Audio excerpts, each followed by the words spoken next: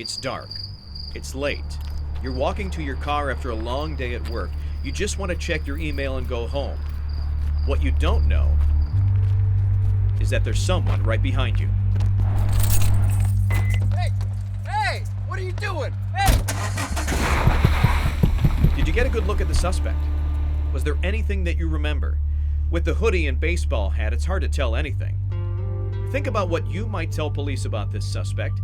We'll see how well you do in just a minute.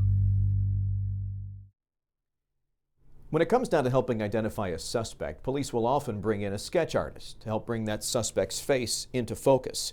But if you didn't get a great look at the suspect, a sketch isn't going to be extremely helpful.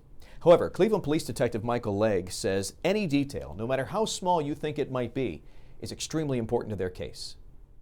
People need to be aware. It would be easy for me to sit here and say, if you hear somebody shooting, try and get a good description.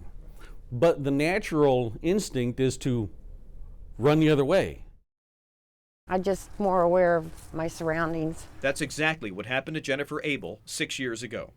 Yeah, I didn't expect to run into a gun. Jen used to manage a corner store when she noticed something strange one day. Yeah, I looked out the window and seen a person leaning up against my sign with a bicycle, and waited about 15 minutes and decided to maybe go out and check and see, what was going on.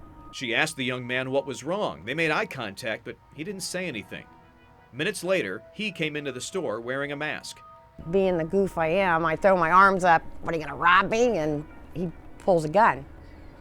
So my two girls are like, "I think he really means this, Jen went for help and called 911.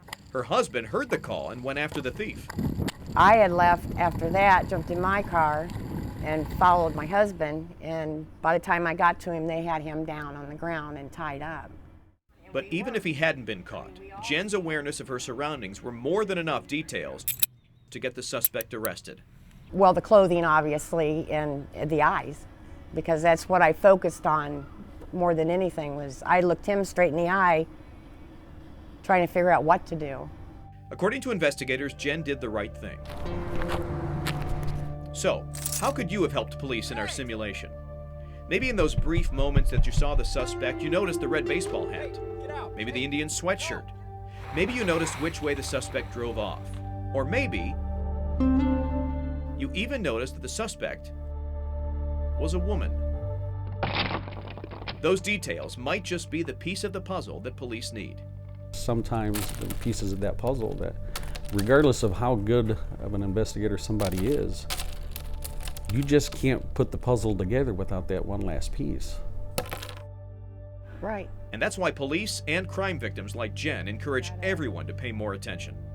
If I hear a noise, it's not like I'm spooked or anything, but everybody really needs to know their surroundings and what's going on around them, because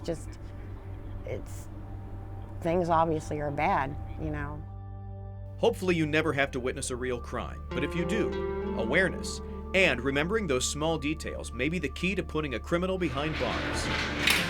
We've got to own this, what's taking place. And we do. We have to own it. But we can't do it by ourselves. There's no way. We need the community's help in doing it. Todd Meany, Fox 8 News.